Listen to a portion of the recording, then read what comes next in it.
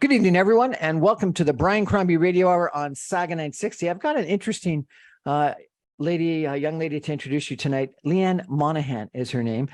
She is a wellness entrepreneur and the owner of the Wealthy Academy, Staying Alive Wellness Clinic, and Staying Alive Fitness. She's opened not just one, but two businesses during COVID, is 58 years young and feels like she's just getting started, and wants to tell us a little bit about how you can never outperform your self-image, how to be recession-proof, and how to recession-proof yourself during these times as an entrepreneur, as a professional, and personally. Leanne Monahan, welcome to the show. How are you? Thank you. Thank you, Brian. Thank you for the opportunity. Thank you for having me. My pleasure.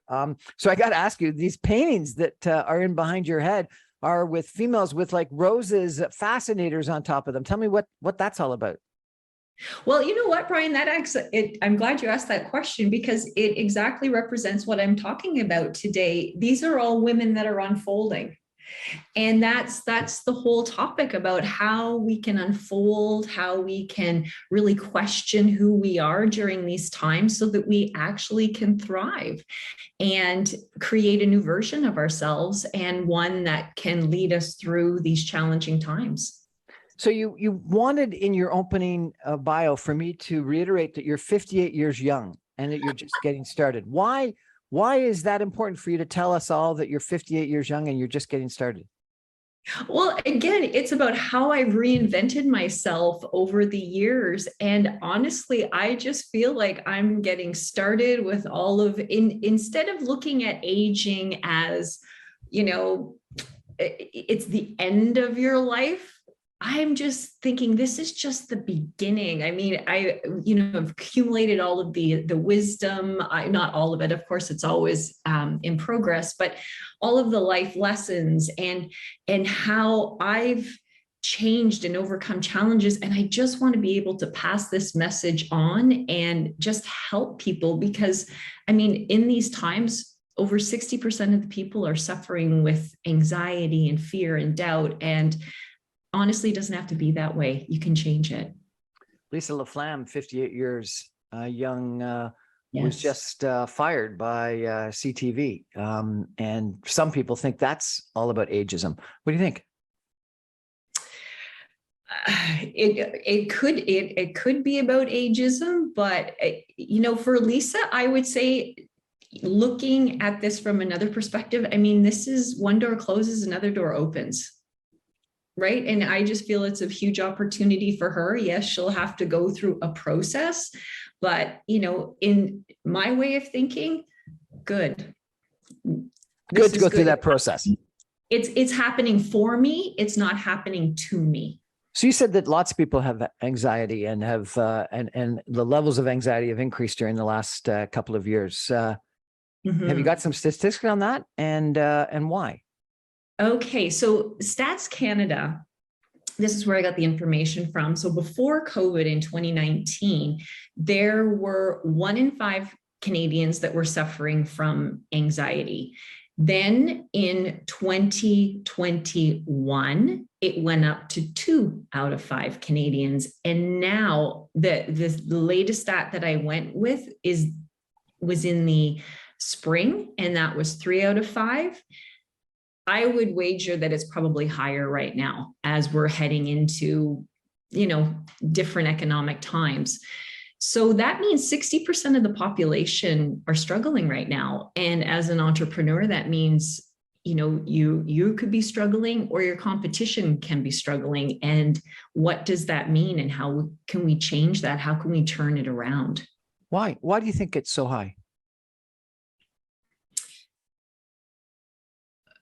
Why do I think it's so high? I just believe that it's a way that people are programmed to look at what's going on around them. They're reacting all of the time to outside circumstances. Can I just share another stat with you? Please. So during COVID, this is an American stat, and it comes from US millionaire. 2,251,000,000 millionaires were made during this time. And that's not even counting the billionaires. So if you're looking at 60% of the people are in anxiety, fear, and doubt, versus there's another group that are thriving. And this is the greatest spike of millionaires since the Great Depression. So what's the difference between the two ways of thinking? And to me, it boils down to they run on a different program. The two groups run on a different program. And it boils down to self-image. How do they see themselves? How do they see themselves? How do they respond to what's happening versus how they are reacting to what's happening? And I'm talking about economics here right now. Right. And this was the subject of a presentation that I understand you made to Jennifer Beal's summer networking event a little while ago. Yes, exactly. Exactly. It was a whole presentation that I did. And I've heard very good things about it. So I look forward to hearing what you have to tell. But it's fascinating that you're saying 60% of us suffer from anxiety, and yet 2.5 million people in the United States in the last couple of years have become millionaires for the first time. And that's, with 300 million people, that's going to be about 0.75%. So less than 1%, but 0.75%. So it's not everybody. no, It's certainly not a lot of people, but it is some people. And you say they're running on a different program, and that different program is a self-image. yes, exactly. So whenever you think about self-image, so let's talk about how is self-image formed? All right. So, and first of all, what is self-image? So self-image is an opinion that you have of yourself. And it was created by the time, genetically, number one, as we were born into this world, but then our parents, they were huge influences, teachers, friends. And so it's this massive information that has been programmed into our mind. And I'll just talk a little bit subconscious. Okay. So it's now a program that's in your subconscious. Okay. Let's come back and talk about that in detail. But let me, before we take a break, ask you one question. If it's based on all that, can you change it? Can you change it at 58? Yes, absolutely you can. And that's why I feel like I'm just getting started, because it keeps going and it just keeps getting better. We're chatting tonight with Leanne Monahan. She's going to tell us about self-image and how it's built over the years, but also how you can change it at any time in life. And effectively what this does is it suggests a way that we have greater resilience, whether it be because of a pandemic or because of a recession or whatever is going on in life. We're going to take a break for some messages and come back with Leanne Monahan in just 2 minutes. Stay with us, everybody. This will be an interesting conversation. Perfect.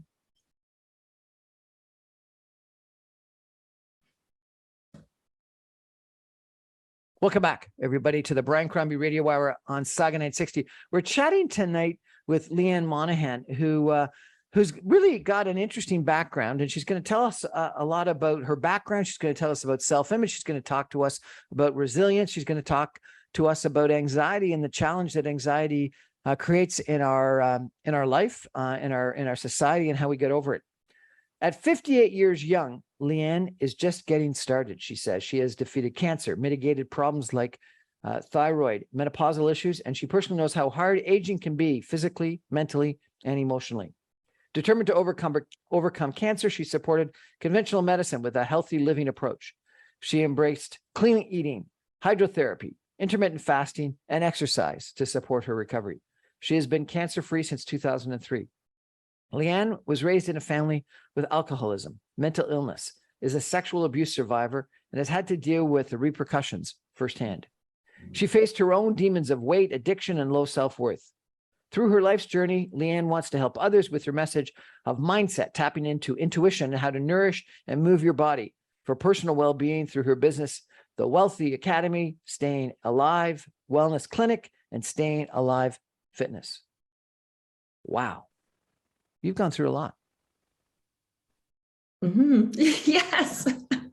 Well, but I look at it all as gifts, because gifts. This Sexual abuse, mental illness. Yeah. alcoholism. Those were gifts? Yes, that's the way I choose to look at it. I don't want to be a victim. So I look at it as a gift, and we're going to talk about this, how I went through transformation, because these outside circumstances, they happened to me, but they also happened for me. Because through all of that process of the healing, of peeling back the layers, of creating a new self-image, like it doesn't stop. And so it's been a gift to me. If I had maybe had an easier life, I wouldn't be the person that I am talking to you today. And I wouldn't have the wisdom or the experience and wisdom to share. So at this point in my life, if you had to ask me maybe 10 years ago, I would have had a different perspective. So at 48, what would your perspective been?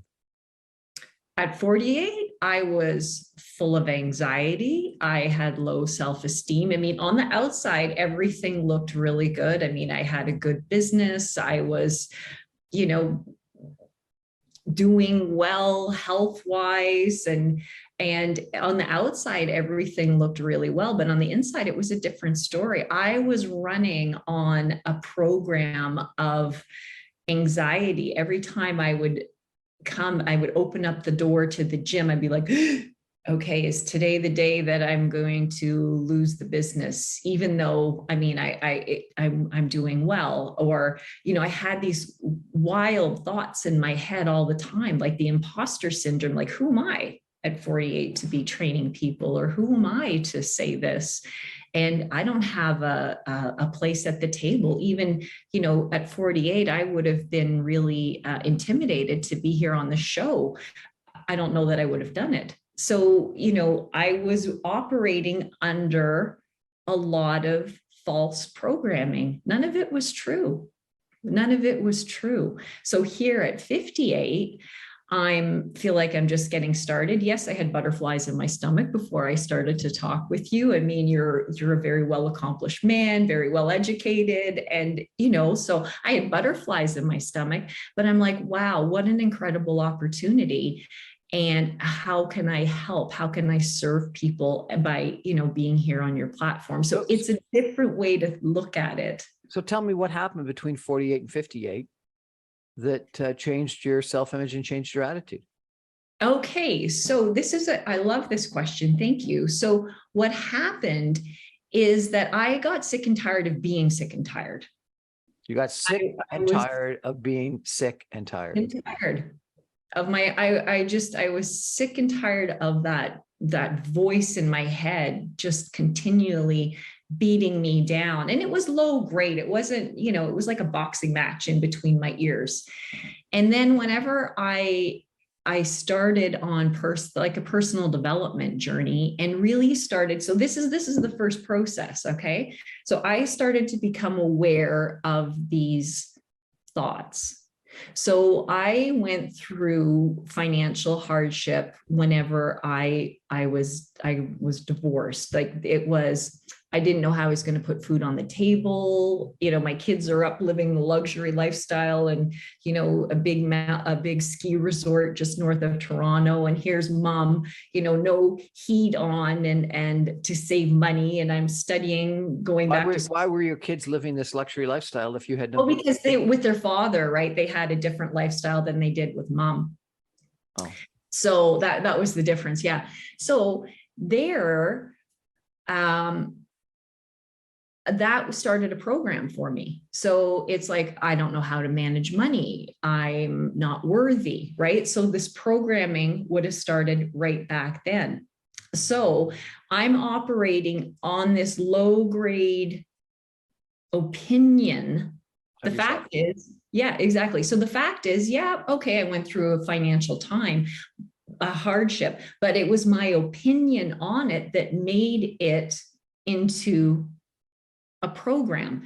So meaning that I felt that, okay, I'm disgraced and ruined, but that's just an opinion, right? But then that opinion starts to take hold of your programming and the way you think, the way you behave, and the energy. Actually, it's an energy.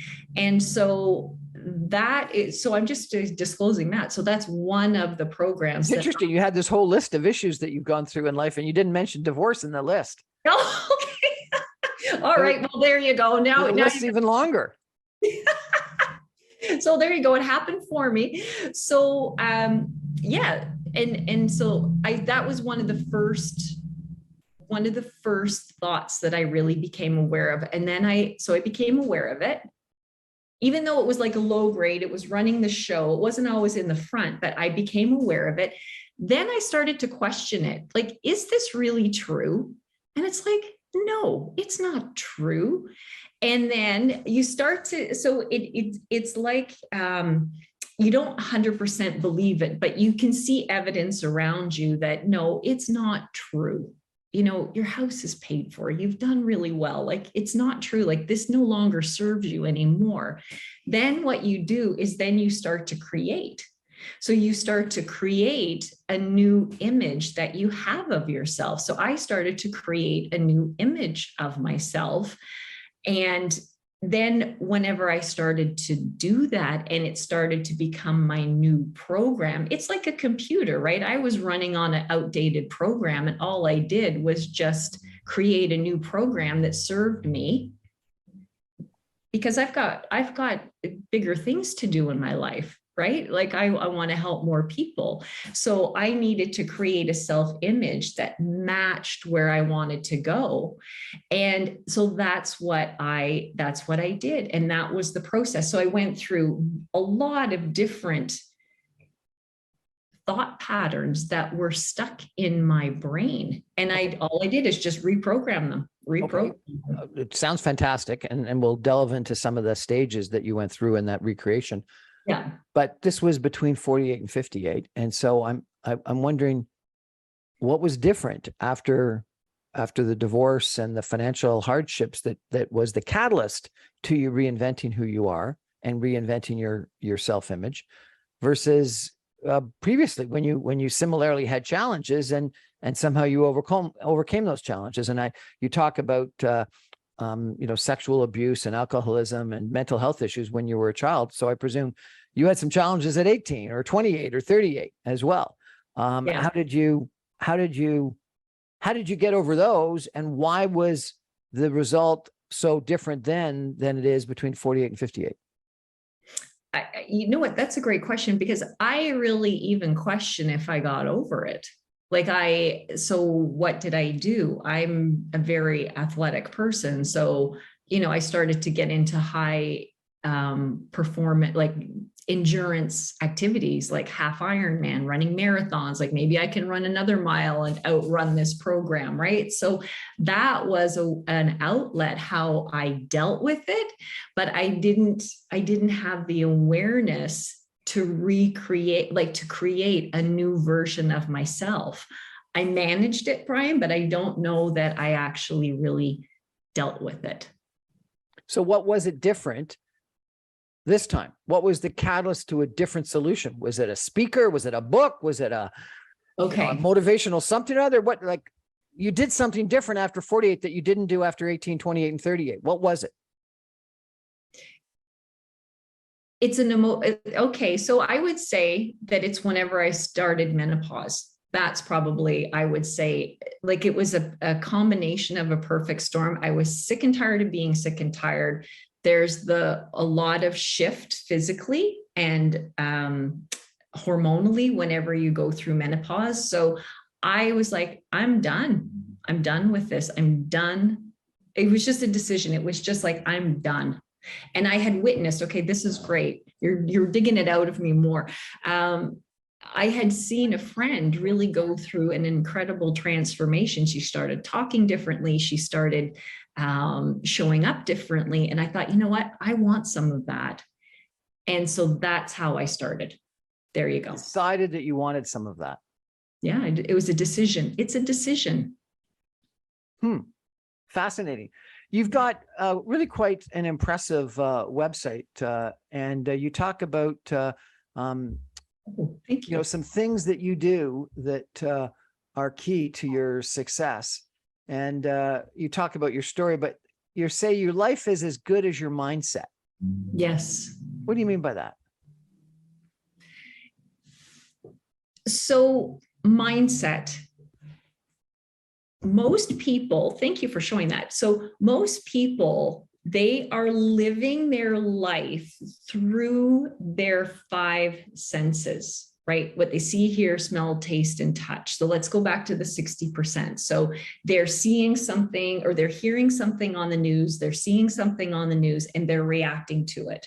Right? So that gets into their mindset, especially first thing in the morning. So that kind of sets up a mindset for the day because they're reacting to it.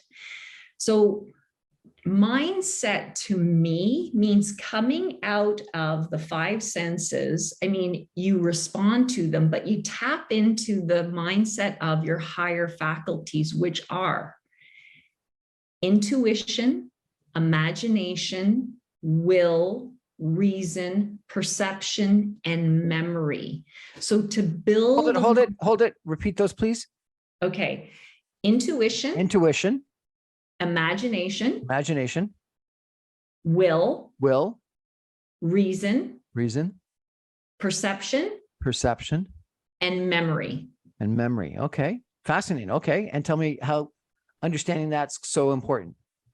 So to be able to tap into these six higher faculties, and, you know, these are, I mean, I'll just use the word God-given gifts that we have as being human beings, is how can we tap into these higher faculties to change and create our new mindset?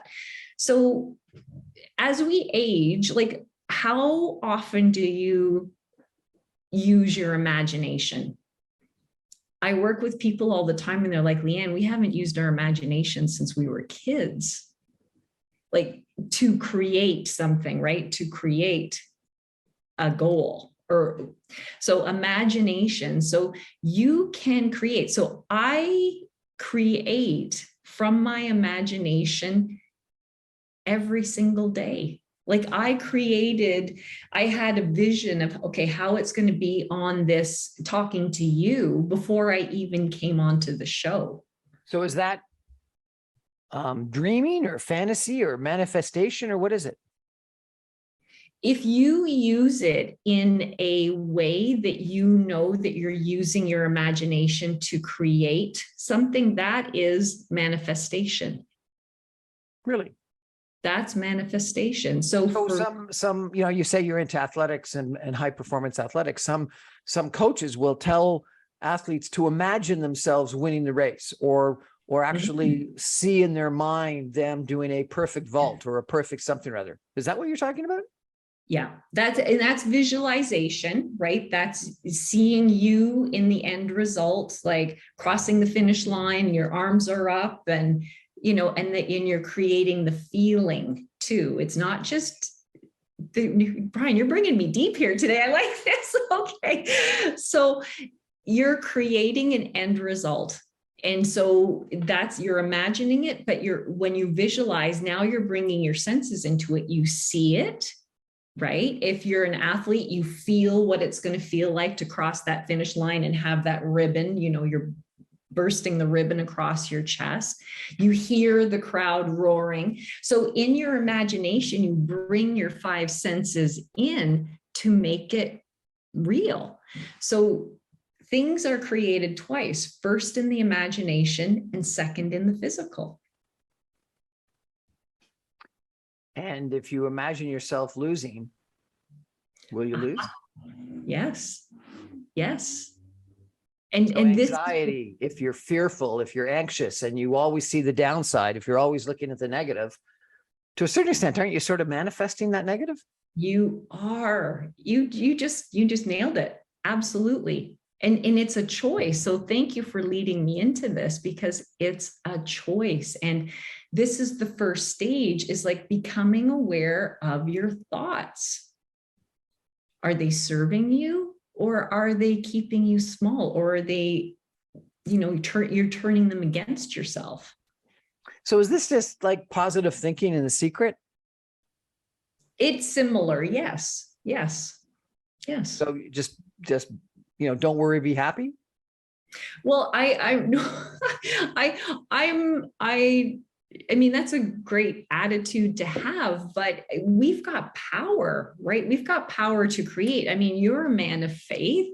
So it's like we are creating all of the time. We are part of creation. So using your imagination to create what it is that you want, even if it's a feeling, like you can create the feeling of not being in anxiety, of ease and flow.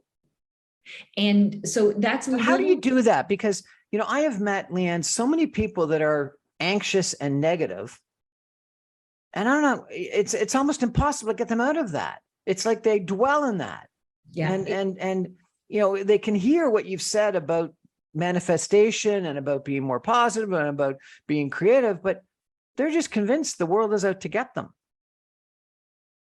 Yes, you're right. There are people that are like that. And it's only until they make a committed decision. It's like I'm sick and tired of being sick and tired. I'm sick and tired of thinking this way. So there's two ways that it changes, Brian. So it's number one is time, space, repetition, which is what I do, right? I time, space, repetition. Explain that. So time, space, repetition is over time. So say, let's just use me, for example. Over time, I keep impressing in my imagination, Leanne in the goal. So in flow and in ease, let's just use a state. And then over time, and it's a practice. And then that becomes my normal state of being versus being in anxiety. And I'll use an example. Yesterday, I had a client here at the clinic, and I was, 15 minutes early, but all of a sudden this anxiety came in, and I'm like, where did that come from? And so I stopped myself and I said, how do I want to experience this moment? Do I want to experience it full of anxiety? And there was nothing on the outside that would have made me feel that way. And I said, no, I want to be in ease and flow. And I just switched it. But that's a practice. But that's how I can catch myself in the day. So again, sometime after 48, before 58, you went through this process. Mm-hmm. What was the catalyst? Did someone tell you, hey, stop being negative, change your self-image? Was it Bob Proctor? What was it that changed things for you? Can I just go back and answer the other question too? Because there was another story about that. Sorry about that. So the other way that it gets changed is by an emotional impact, right? So it can be a negative impact. So say, for example, someone is in a car accident and it's like almost like a near-death experience. And then, we've all heard about these people. Then all of a sudden it's like, wow, I want to change my life.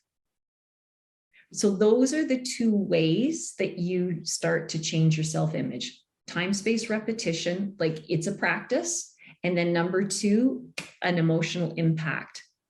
Usually it's negative. So those are the two ways. Sorry about that, Brian. I just wanted to say that too. No, I appreciate that, but I'm still you're curious about what it is that caused the change.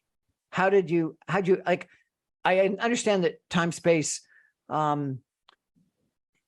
is what you got to do, but like, did you read a book? Did you watch a show? Did you go to a seminar? What was it that caused the change? Did you listen to Leanne Monaghan or someone like that on a podcast? Like, what caused that change for you? How'd you come to the realization that this is something you need to do?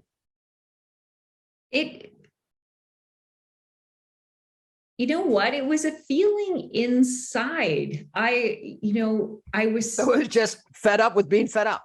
Yes, exactly. It was just it. Like, I just didn't want to live the rest of my life like I was living. I have a great life on the outside. Like, I've created that, but on the inside, it didn't match. And I just didn't. And I know that there's evidence of people out there that I can see it. You see people around you that live in ease and flow. It doesn't mean their lives are perfect, but I wanted more. I wanted more of that. And I think as we age, we understand that we're here for expansion and fuller expression. We're here for expansion and fuller expression. Really, what a great attitude. What a great attitude. We're going to take a break for 2 minutes, and we're going to come back with Leanne Monahan. We're going to talk a little bit more about expansion and more fulsome expression. What a fascinating conversation. Stay with us, everyone. We'll be back in just 2 minutes.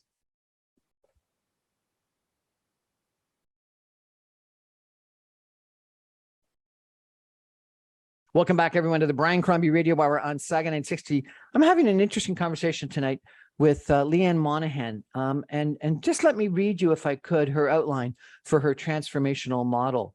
At 58 years young, Leanne is just getting started. She's defeated cancer, mitigated problems like thyroid, menopausal issues, and she personally knows how hard aging can be physically, mentally, and emotionally.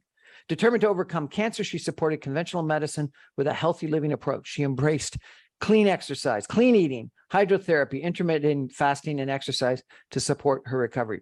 She has been cancer-free since 2003, and congratulations, and thank God for that. Leanne was raised in a family with alcoholism, mental illness, is a sexual abuse survivor, and has had to deal with the repercussions firsthand. She faced her own demons of weight addiction and low self-worth. And as she told us in the first session, a divorce on top of all that. Through her life's journey, Leanne wants to help others with her message of mindset, tapping into intuition and how to nourish and move your body for personal well-being through her business, the Wealthy Academy, Staying Alive Wellness Clinic, and Staying Alive Fitness. Fantastic. And Leanne, you say you've got 5 steps in a transformational model. Can you tell us about that? Okay. Yes. Perfect. So we all have a set point. And I'm just going to go into the 60%, all right, that are living with fear and anxiety. So at this set point, this is your program. A lot of people right now are living in fear and anxiety, and a lot of people right now are feeling that there's something wrong with them. So this is their set point. So from here, then what happens is people will start to use willpower. So willpower is different than the will. Willpower, it only lasts for so long. So they are still living from the outside in. So they're still reacting to everything that's happening around them, but they change their behavior. And the results are just temporary. So can I use an example for somebody who's on a weight release or a diet here? Yep. Okay. So they have the set point of this is their self-image of where they're at before they start on their weight loss journey. Then they add in willpower. I'm going to go to the gym. I'm going to drink more water. I'll do all of these things.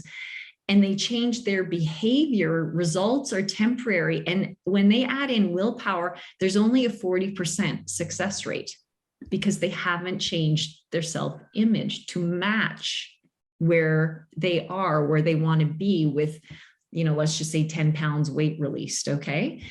So then what happens once you get through those 2 stages, and that's creating the results over and over and over again. You want to do better, but you keep going back to your set point. I was locked in there for years. In that set point.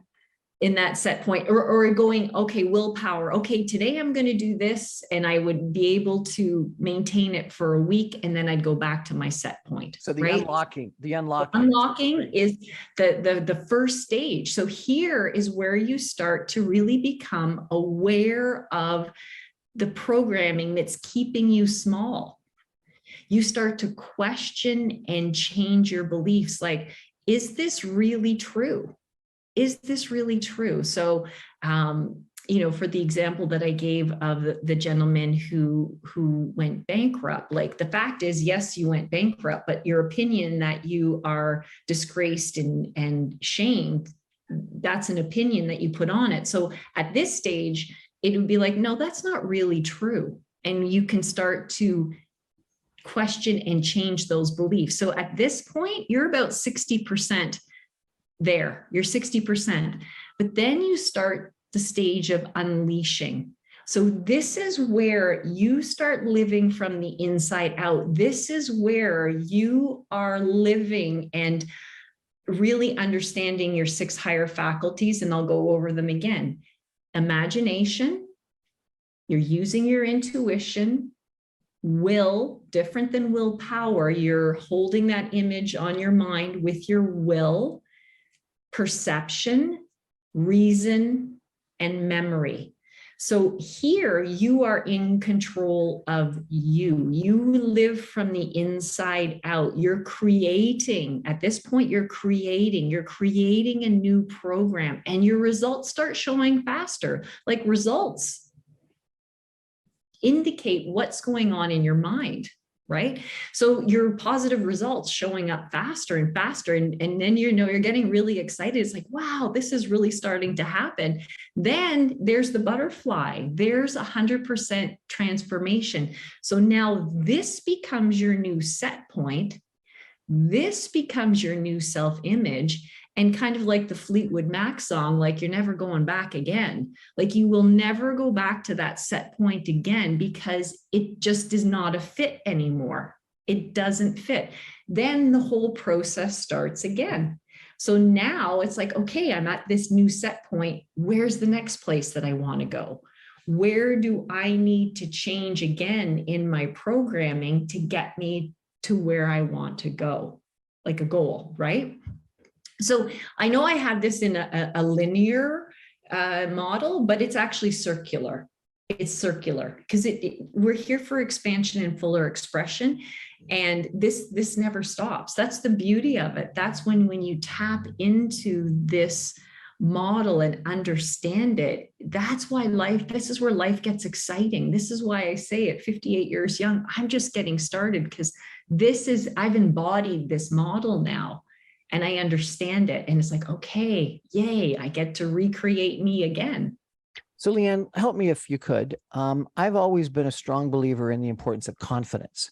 I actually do a little talk myself on the 10 powers of co, and confidence is one of my powers of co.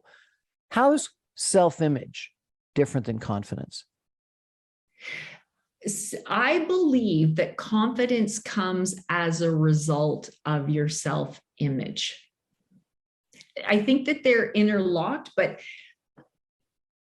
okay, let me give you an example. So you can act in a certain way that looks confident to the outside world. All right, that was me for many years. I looked confident to the outside world, but on the inside, it didn't quite match. And so self-image is what helped me build the confidence in the inside. And then I could be like, I am confidence, right? Then I became confident. Does that answer your question, Brian? You're saying that you can sort of fake confidence, but what you're saying is that to really be confident, you've got to have positive self-image to start with. Yes. Yeah. That self-image. Yeah. That's fascinating. And, so I like your model. Tell me, how did you actually execute this yourself? Give me the case study of Leanne Monaghan going through that 5 stages of transformation. Okay. All right. So, okay. So I'll take it from the beginning. Like, let's go back to when I started this work. Or do you want to hear a recent one? What one do you want to hear? I want to hear you. I want to hear your story. All right. Okay. The whole thing. All right. So the set point, Leanne at the set point, I was running on a program of low self-worth. I was running on this program of anxiety. I was running on this program of worry, fear, and doubt, right? Worry, fear, and doubt. Yeah. Worry, fear, and doubt. So that was my predominant state of being.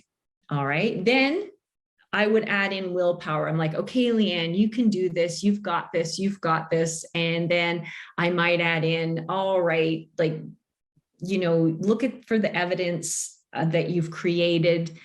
And, for a few days, I'd feel confident and I would overcome with my willpower. I'm not going to be anxious today. And then I would discipline myself to, be in ease. But that only lasted for so long because I was still at my set point. It's like a thermostat, right? It's like the thermostat of a room. Even though I used willpower, it couldn't last because I've got to go down to the temperature of my room, my set point.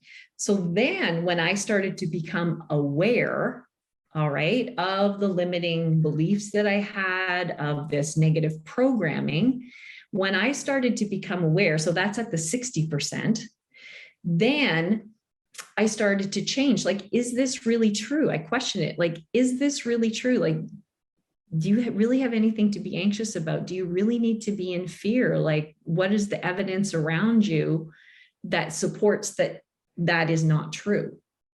And so I started to gather the evidence. And then I started to question what it was that I was thinking, because I realized I'm not my thoughts. That was a big realization. I am not my thoughts. So I put on my lab coat and I just became an observer. No judgment. I just became an observer. So that was 60%. Then I really started to create. So this is where it gets really fun. So it's like creating a character in a movie, right? Like it's me. Create the new Leanne, really. Exactly. I just created her. And so I rode her out. Like, what would her day look like? How does she feel? Like, how does she move, like with ease and grace? What car is she driving? Like I created her. And every day I'd step into her. So instead of, like I told you at the beginning, I'd open up the door to the gym or to the clinic and I'd be like, what's going to happen today? I opened up the door and I'm like, wow, I am so grateful that I've created this. And what's going to happen today? And I'm like, bring it on. Like, I'm excited, right? So I started to step into her bit by bit every day. And then when you do this over time, so that was what I discussed before, time, space, repetition, that I embodied her. All right. I embodied her. And then that was my first stage of transformation. So that was the first stage of Leanne, just being confident, Leanne, having fun in the day, Leanne, mostly working from flow and ease. Anxiety, fear, and doubt probably were about 10% versus before it was 90%. So I flipped that ratio. Then it just keeps going. So now it's like, okay, where am I going next? Oh, okay, now I have an opportunity during COVID. Let's see, what can I do to open up another business so that, you know what I mean? So then I had to create that self-image of me opening up other businesses. And given your businesses and what you've told me about your story, it sounds like this is sort of the mind and soul part, but the body part was key too, exercise and diet. Is that correct? Yes. Yeah, absolutely. Tell me about that. You own a gym? Yes, I own a gym, a wellness clinic, and then I have the mindset coaching where everything comes together. Okay, so what do you do at the gym? Is it just a typical gym, or do you do anything special at the gym? Oh no, it's not a typical gym because we're about a lifestyle change, not just, we need to all pump iron, especially as we age, but it's not that pumping iron because I want to have a bigger bicep or I'm, training for a competition. It's a lifestyle change. So what I love about our gym is that every body is welcome here. And it's small, it's intimate, and people that normally wouldn't join big gyms, they feel very comfortable in our space. Tell me where your gym is and what the name is. It's Staying Alive Fitness, because that's the era that I live in. Staying Alive, John Travolta. And I'm in Acton, Ontario. So that's where I am. And the clinic is there as well? Yes, that's right. So the clinic's there as well. So we have physio. So that's how I transitioned during COVID, is that I brought on another massage therapist because I'm also a massage therapist, and physiotherapy. the ladies that work as personal trainers, they became physiotherapy assistants. So, I actually expanded during COVID. So it's worth the drive to Acton. Well, you know what? It's worth the drive to staying alive. Fantastic. And you said in your bio that intermittent fasting is one of your keys. Tell me about that. So intermittent fasting, it's just basically I don't eat past dinner. And so I allow certain blocks of time where I just don't eat. So there's different windows. You can just start at 12 hours. So if you don't eat past 6 o'clock, and then you sleep all night and you wake up the next day, there's your 12 hours. That's just a big fancy name for intermittent fasting. So what's the benefit of intermittent fasting? It gives your body that break from digestion. And then what happens is that it changes. I won't get too deep into it, but it starts to change the internal workings of your cells. Leanne Monahan, this has been fascinating. We're going to take a final break for some messages, and we'll be back with some concluding comments with Leanne Monahan in just 2 minutes. Stay with us, everybody.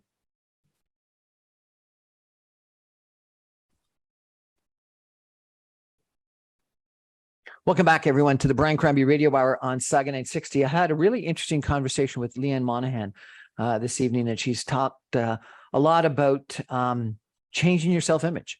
And compared to sort of where I've always been in the past about the importance of confidence, she's really describing that you've got to have that positive self-image and really go through a process of establishing that self-image as something that is very believable, and that you've changed your set point to believing that and being in, and I think you called it flow, in comfort with that before such time as you actually become confident and be confident rather than just sort of fake confidence, if that's a way of describing it.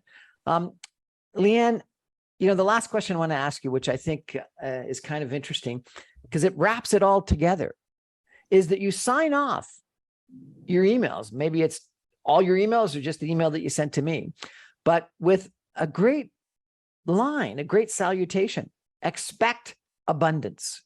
Expect abundance.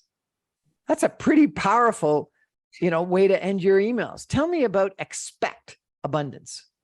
Expect that. So that's a state of being, to live in joyful expectation. That's how I live. I expect abundance to happen, and it's our birthright. And I just don't mean money, but abundance of love. Expect abundance of gratitude. Expect abundance and expansion, and to live in joyful expectancy and expect the abundance. It's a beautiful place to operate from. So yes, that is one of my signature sign-offs. And the way that I love it because it's different than sort of think that you can achieve abundance. It's more than just dreaming or fantasizing or hoping or believing.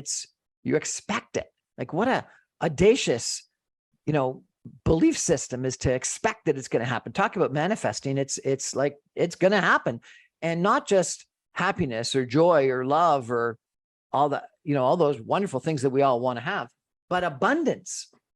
Again, a pretty audacious kind of salutation. I love it. Remind us, if people are interested in accessing your services, your programs, etc., what's the best way to contact you and check you out? You can go to my website, Staying Alive Wellness Clinic. You can go to Leanne Monaghan. I'm also on Instagram. It's that at Leanne Monaghan, and you can connect with me there. I would love to have a chat. Leanne Monahan, thank you so much for joining us this evening. I really enjoyed our conversation. And I think you've got a lot of excellent lessons. And I think that, this 5-step transformation program that you walked us through, where you've got to really go through that changing of your set point and start all over again, and that it's not a one-time thing, it's a repetitive reiterative process, I think is is actually really helpful. I took a course in my doctorate at one point in time about intentional change. And we actually had a similar model about the theory of intentional change. And so there's a lot of academic background and proof to what you're talking about. And so I really appreciate you giving us the example of how you've gone through that and how you've overcome unbelievable challenges in life. And so thank you for your inspiration in that regard. Well, thank you. Thank you for having me. It's been a pure pleasure. Well, that's our show for tonight, everybody. Thank you so much for joining us. I remind you, I'm on every Monday through Friday at 6 o'clock on 960 AM. You can stream me online, even from Acton, Ontario, at www.saga960am.ca. All my podcasts and videocasts are available on my website, briancrombie.com, as well as Facebook, Instagram, YouTube, and Apple Audible Speakeasy podcasts. Thanks for joining us, everybody. Expect abundance. Good night.